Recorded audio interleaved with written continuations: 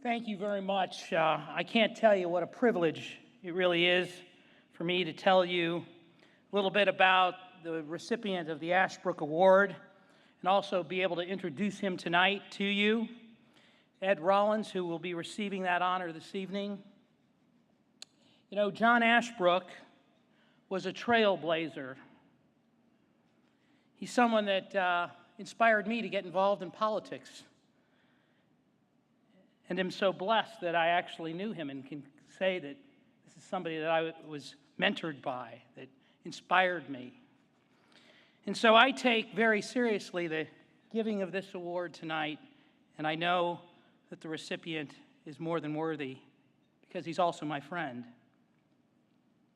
But John Ashbrook, who was a trailblazer, was a courageous conservative who knew what he believed. He fought for those beliefs, and he never, ever gave up. John was a leader of ethics, integrity, and principle.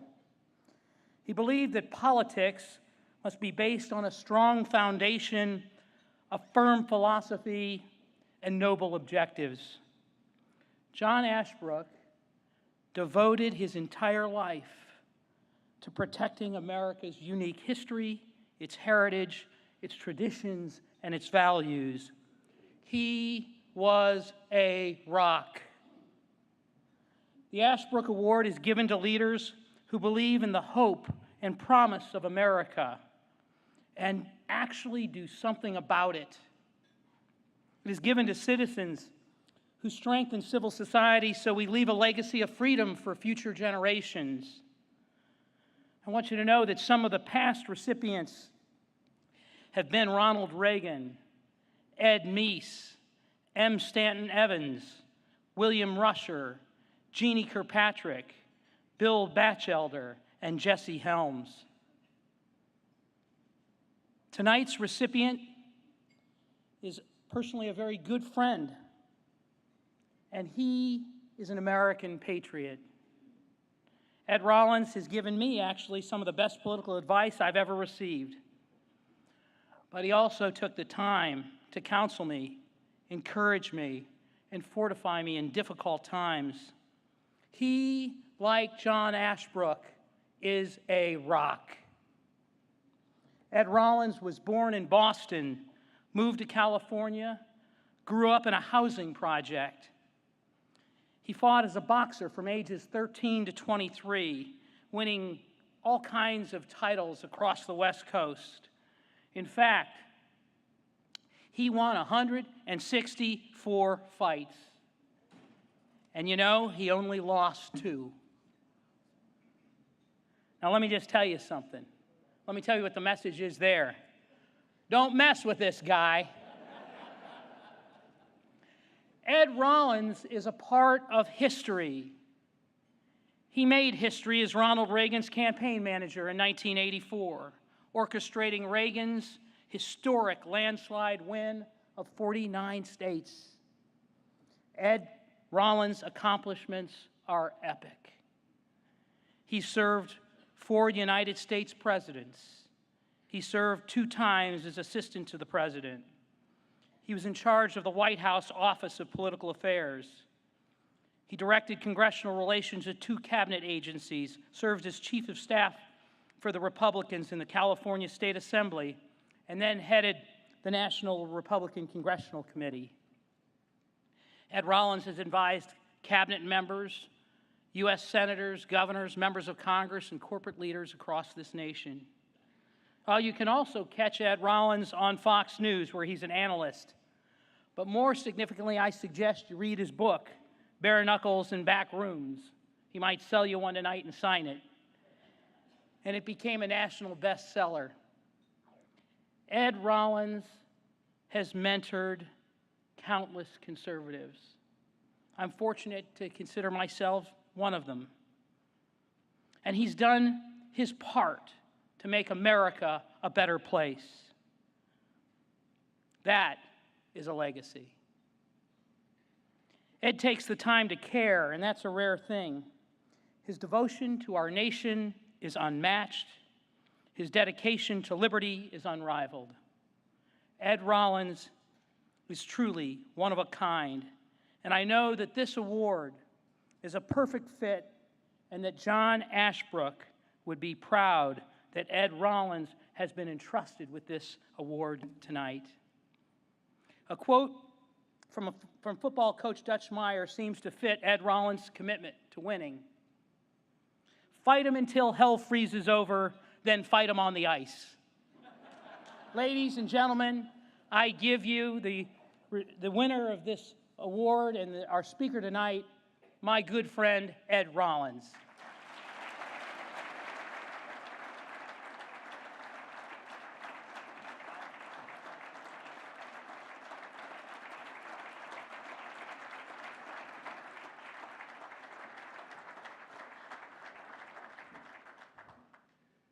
Rex, you are my friend, and I want to thank you for reminding me of those 2 losses.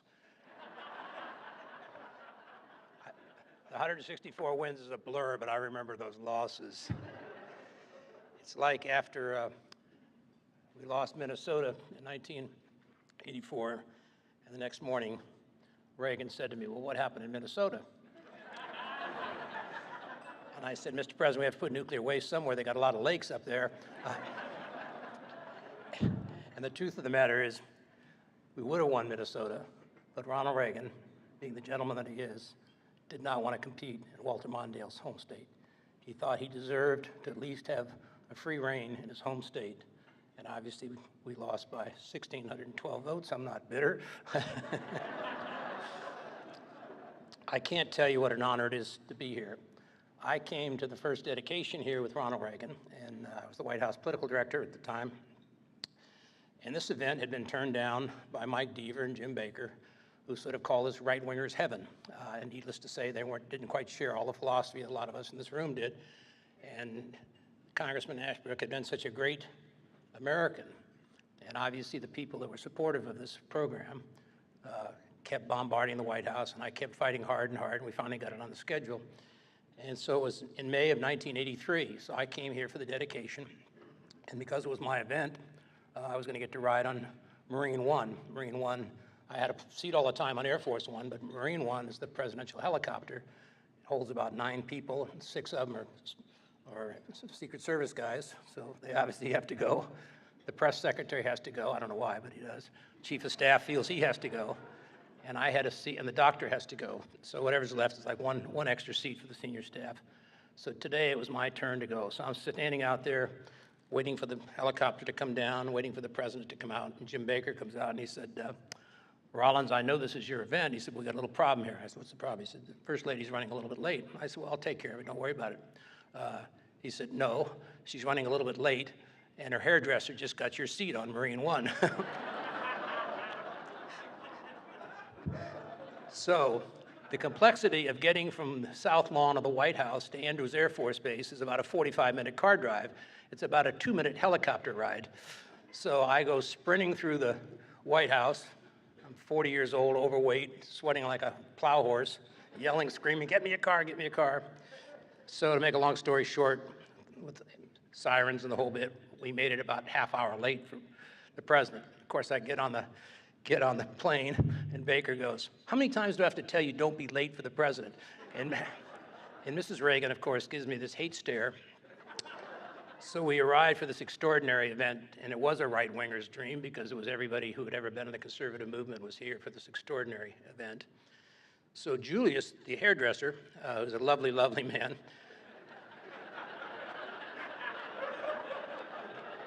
Baker says to Julius, "You're in right-wingers heaven here, and they don't quite understand you Hollywood hairdressers. So my suggestion is you grab a hold of Ed Rollins' belt and you stay with him all day long." So Julius and I traveled the campus and met all the right-wingers. And I was single in those days, so a lot of rumors got started.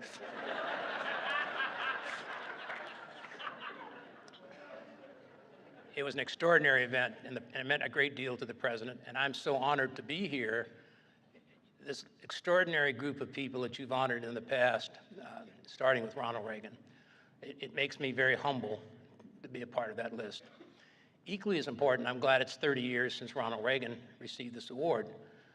Following Ronald Reagan is not an easy task. I had the misfortune of doing that a few times when I was in the White House. I always was convinced it was Jim Baker. I was the conservative Jim Baker's revenge. Why does anybody ever have to follow Ronald Reagan at a speaking event? It's not bad enough to do that when the president has a room full of people like this, but when you stand up to begin your speech, the Secret Service comes up and they take the seal of the president, which is hammered on, they displace it, all the press shut their cameras down, and when that's all going on, all the people leave except my mother and her 4 friends would come to see me. So I'm glad there's a little distance between the president. With the passing of Mrs. Reagan a few weeks ago, I just want to spend the night talking a little bit about the Reagans. I know you all know a great deal about it, but I had the privilege of being around them for a long period of time. I became a Republican because of Ronald Reagan. I was the epitome of the Reagan Democrat. My father was a shipyard worker, a labor leader. We didn't know any Republicans, although I'm convinced a couple of the nuns that whacked me around a little bit in the St. Vincent Ferris School were Republicans. But I admired Ronald Reagan so much that I basically ended up working for him. He was the chairman for Nixon's campaign in 1972, and I had the privilege of serving him in the White House. And everybody always says to me, what was Ronald Reagan really like? And I said he was exactly what he appeared to be. He was a lovely, lovely, gentle man who had a core of convictions unlike anybody I'd ever met. And it was a conviction that he had developed over a long period of time. He'd grown up in the FDR period. He'd grown up poor. He basically grew up in a small community. He went to Eureka College. I had the privilege of going back and doing his birthday dinner, the 105th birthday dinner. And Eureka's was about 200 kids when he went there in Eureka, Illinois. And the interesting thing is Ronald Reagan had moved 14 times before he went to Eureka College. His father was, as he described to me, an alcoholic shoe salesman, couldn't hold a job. So obviously this extraordinary man had moved on. When the rent was due, they moved. And so he found a place, Eureka College, like many of your young scholars here found a place that really changed his life. And the great honor for me was they took me to the stage where he had made his first speech ever. There was a small little room, isn't as big as this stage itself, and the stage is about the size of a table. And this is where he made his first speech, and he realized the power of persuading people with his voice. And someone asked me earlier today, what was Ronald Reagan really about? And Ronald Reagan was a man who had a deep core of convictions. And he saw the presidency not as something for him. He saw it as an ability to go to the American public and convince them of the dangers facing this country, and equally as important as the solutions. I have an echo. I have a double speaker on here, so can you hear the echo? Oh, that's good. All right. If I find I won't stop. So Reagan developed his philosophy, and as we sit here watching probably the most chaotic campaign, I've been in a lot of campaigns. I started with Lincoln in 1860.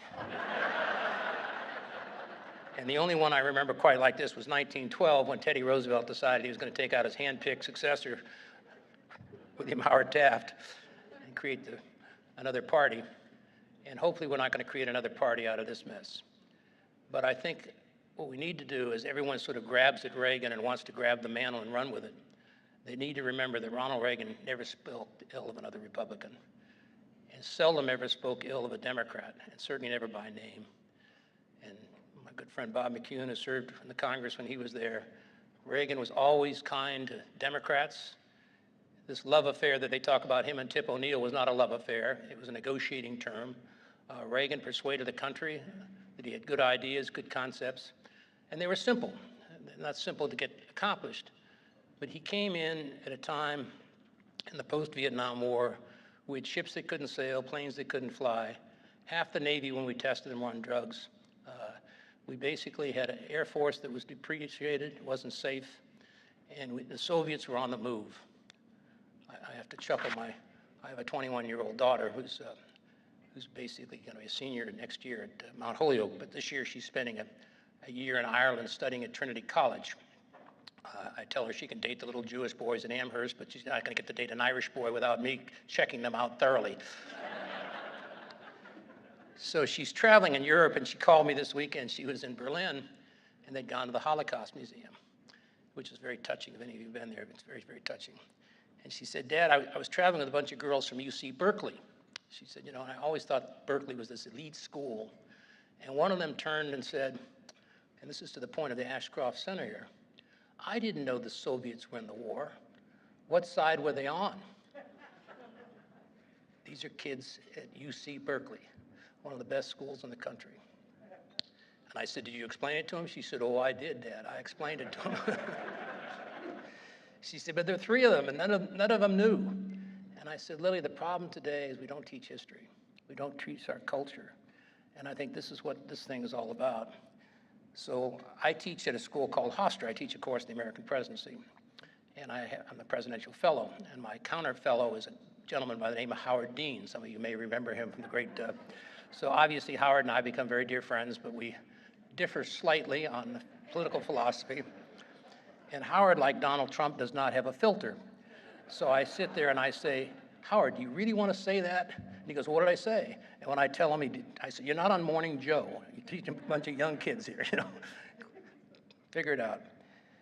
But what Reagan did is Reagan basically came into office and he had 4 goals. And he lived, any one of these would be monumental. He said, we're going to rebuild the defenses of the country. Not to go to war with the Soviets, but to make sure the Soviets don't go to war with us.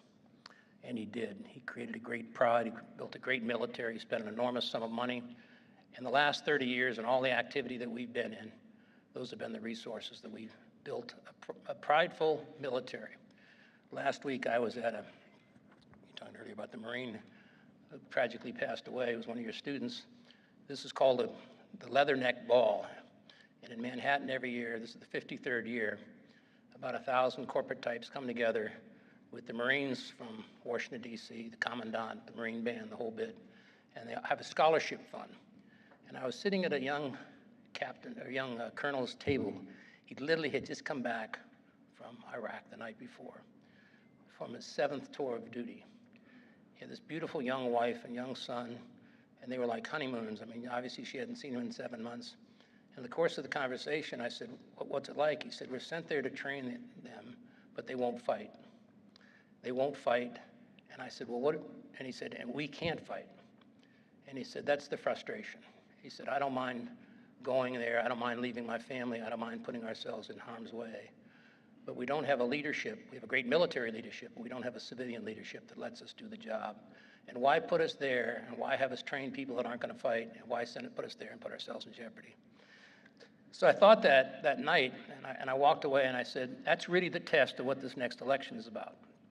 And obviously, it's an election unlike if I'd have sat here a year ago and said we're going to have Bernie Sanders chasing Hillary, one socialist in Congress is going to be chasing Hillary Clinton down and have all the young people in the Democratic Party want to be socialist and want to be adhere to getting everything for free, and Bernie's going to be the significant. And our side, we're going to have this guy named Donald Trump, who used to do a celebrity TV show, who's going to be the front runner and about to be the nominee of our party. You'd never invited me back. You'd laughed me off the stage. And as I've said on Fox, I've been doing this for 50 years. I'm totally handicapped by my knowledge because it's totally irrelevant to this cycle. But Ronald Reagan rebuilt the defenses of the country, made Americans very proud. Equally as important, he lowered the tax rates. When he came into office, tax rates were 70% for anybody making $200,000 a year.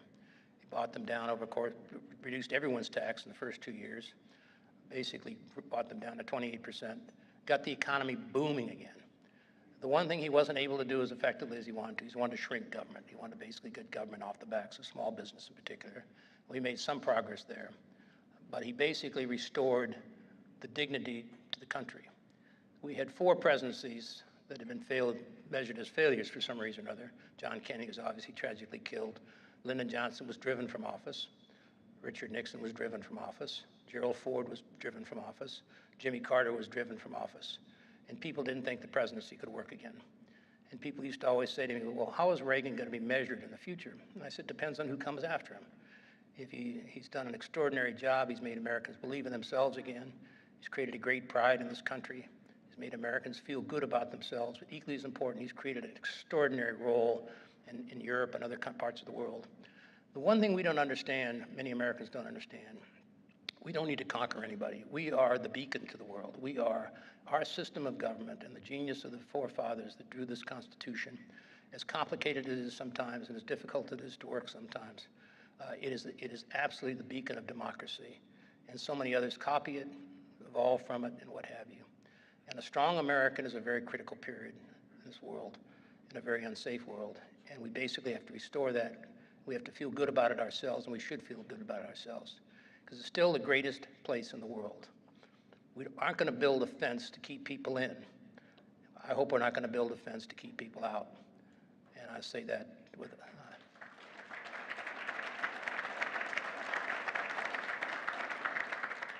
and I know it's a touchy line, and I know it's a great buzz line, and Donald Trump has used it very effectively. But we are a nation that has been built on immigrants. I'm still amazed every time I get in a cab, I get into some place, and some Chinese cab driver, Uber driver, what have you, said, you know, I do this 16 hours a day. I got 4 daughters at NYU. They're going to graduate this year. I came to this country. I worked. I made $300 a month. Lived in a Chinese restaurant. I now have my own limousine. I have my own Uber, what have you. That's what the backbone of this country is. And we need to welcome people. We need to have our borders secure, and certainly in this time of terrorism, what have you. But we still have to have the welcome sign up. We still have to basically bring people here. And as a party, and I know some of you are not Republicans here, but as a party, we need to be a party of addition.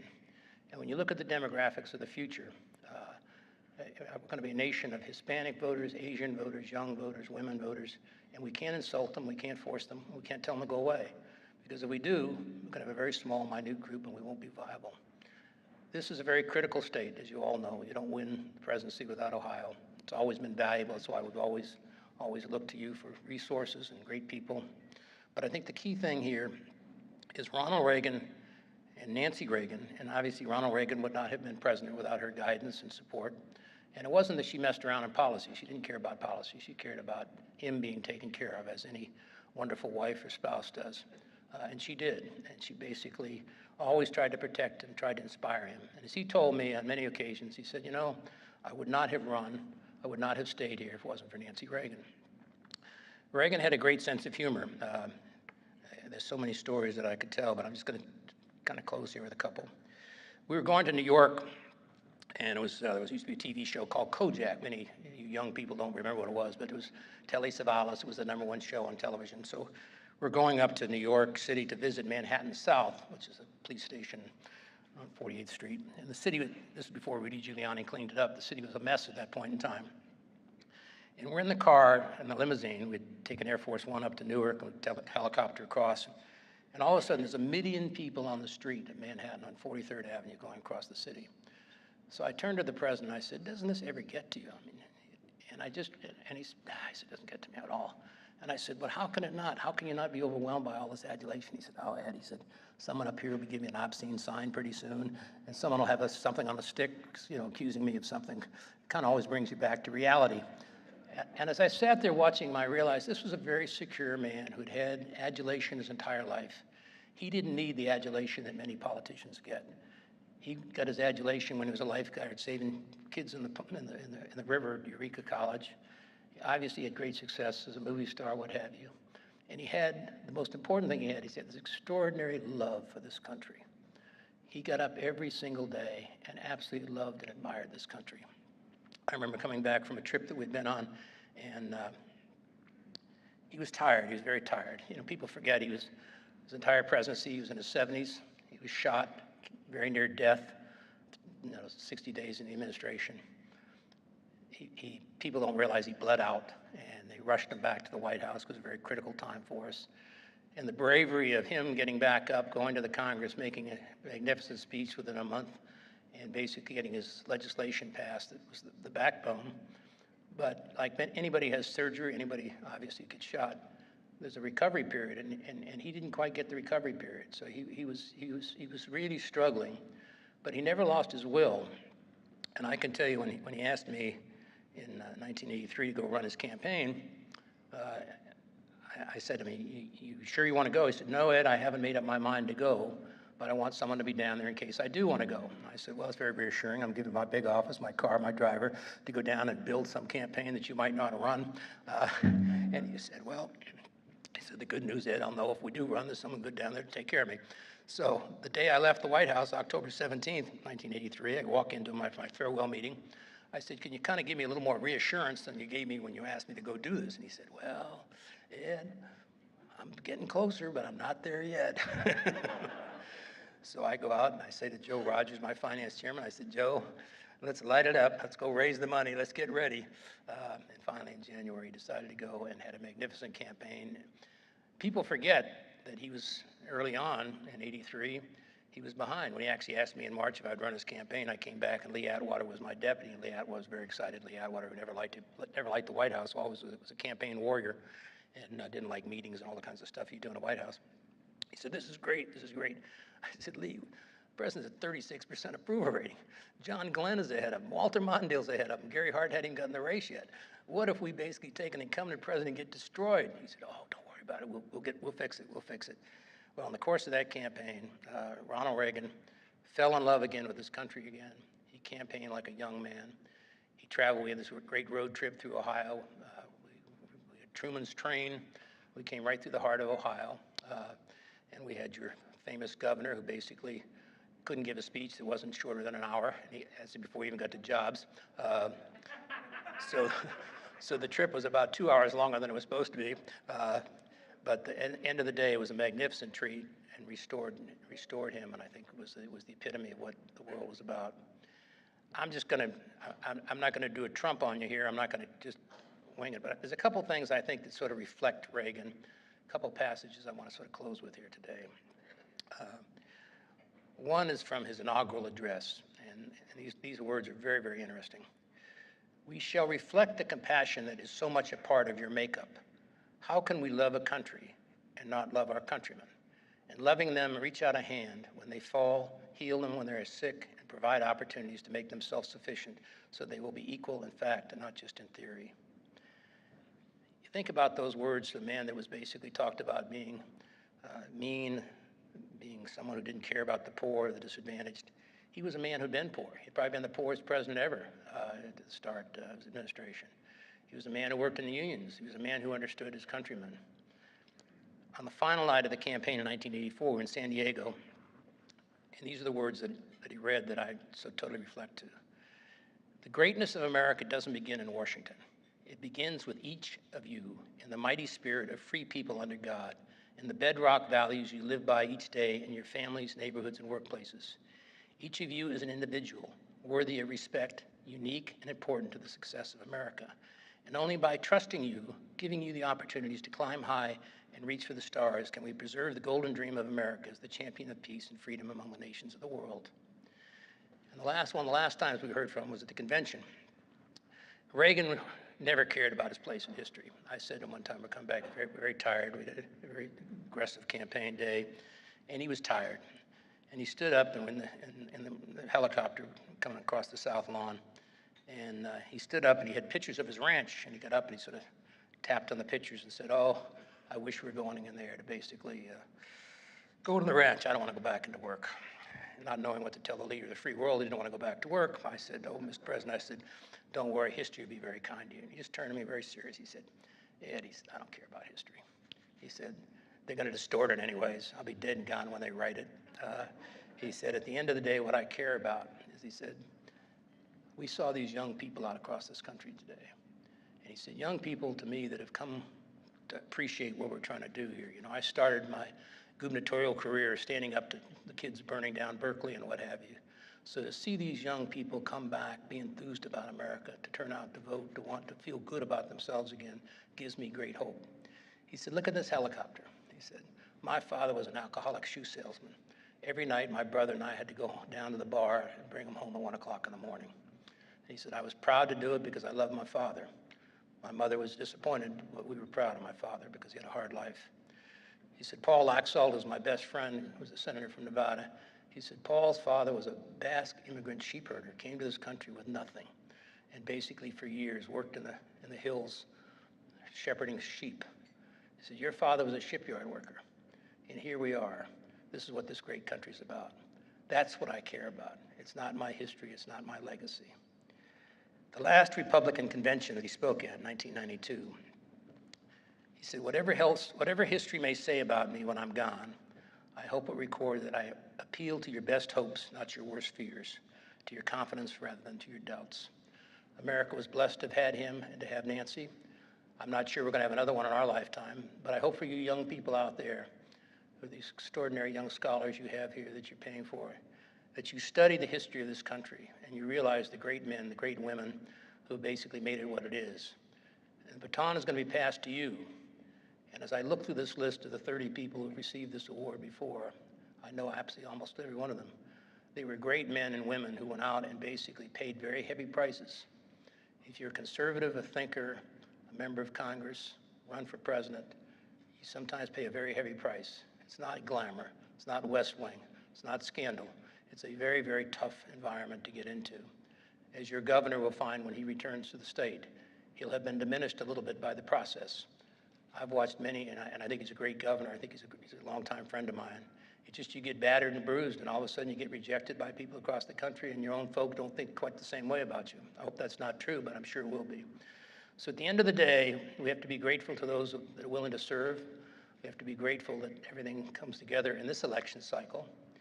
Democracy is a strange entity.